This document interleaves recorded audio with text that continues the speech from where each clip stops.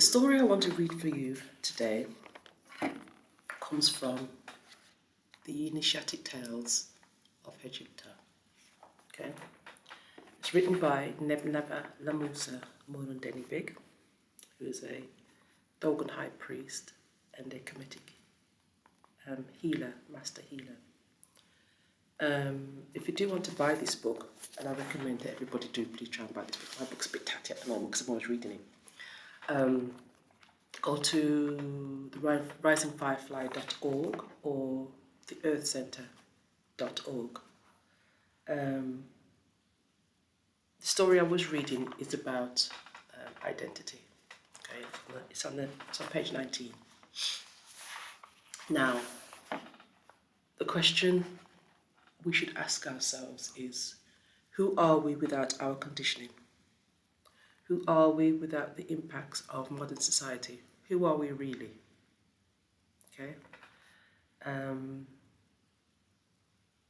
This story is called Real Chicks, Chick Eagles and Chicks. Real Chicks, Chick Eagles and Chicks. The conflict between the identity we create and the one that nature gives us. Okay. I'm going to read this and then let me know your thoughts in the comments below. Subscribe, please. Let me know that you are interested.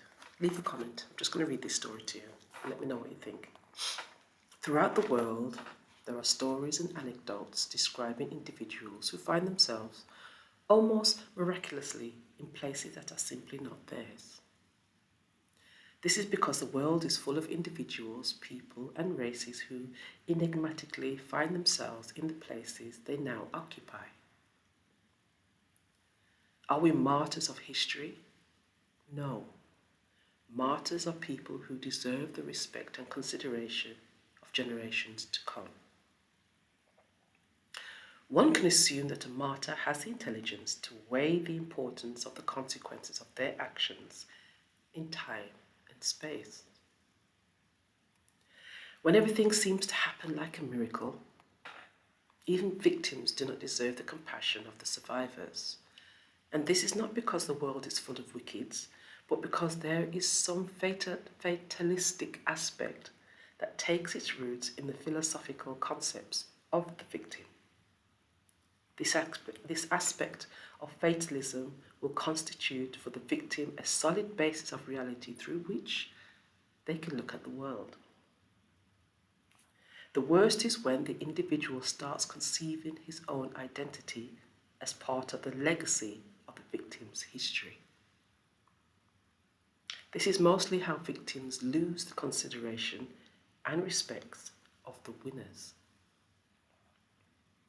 I'm sure that we have all experienced a drunk person interrupting a serious discussion with ideas that do not deserve our consideration.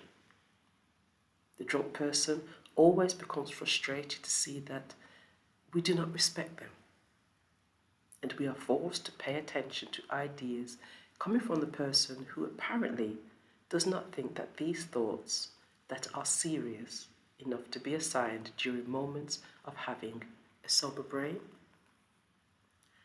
In Africa, there are many stories that expose problems of identity, meaning the conflict between the identity we create and the one that nature gives us. The first story is about a group of chickens, tired of losing chicks through the actions of eagles. The chickens decided that there should be a way to change the identity of eagles. It is clear that if they could succeed in turning any bird, eagle or not, into not wanting to identify themselves with eagles, there would no longer be the danger coming from the sky. The chickens stole eagle eggs and brought them to their nests. When the eggs hatched, the chickens taught the baby eagles that they were nothing but chicks. The baby eagles lived as chicks. They scratched the ground for worms and insects like chicks and clucked like chickens. They would fly very high in the sky, but always came back and landed by the feet of the mother chickens and their cousin chicks.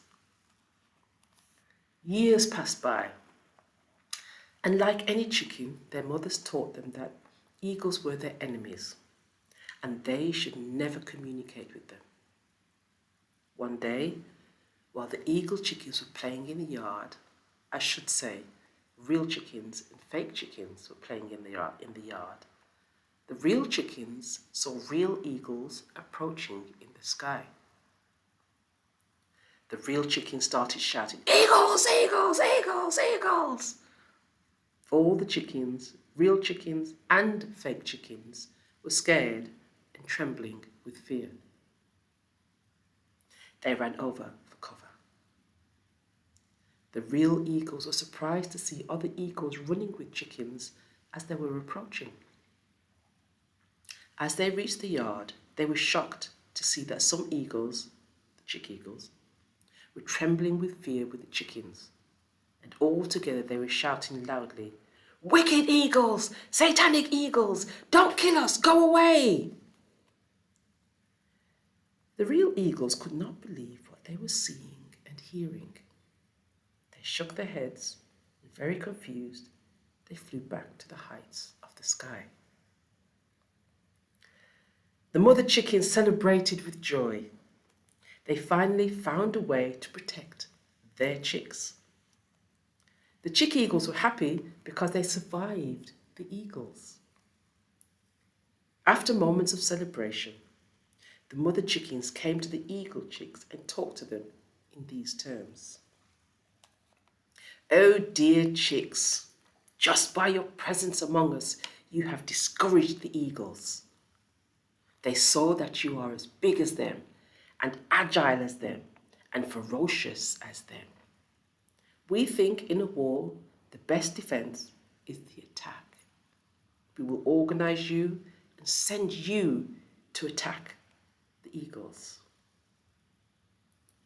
A chicken that is proud of itself should be ready to sacrifice itself for the security of the chickens and chicks."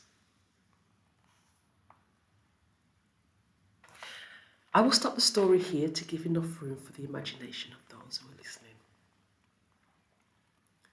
One can only speculate about the future of the eagles from this point. On the same momentum, there is another story that involves a baby lion and a group of buffalo.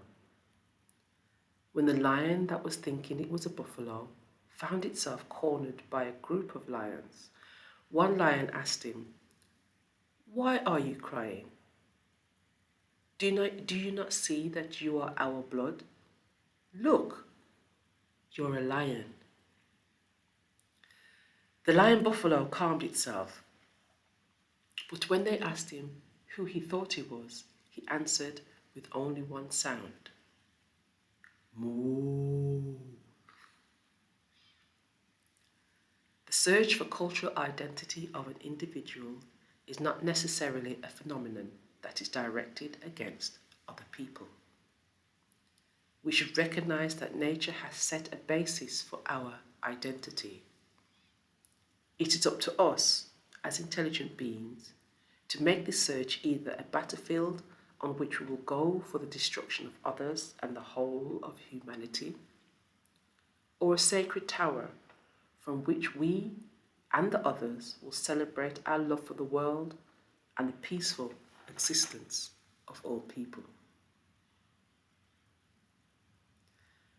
Tell me what you think in the comments below.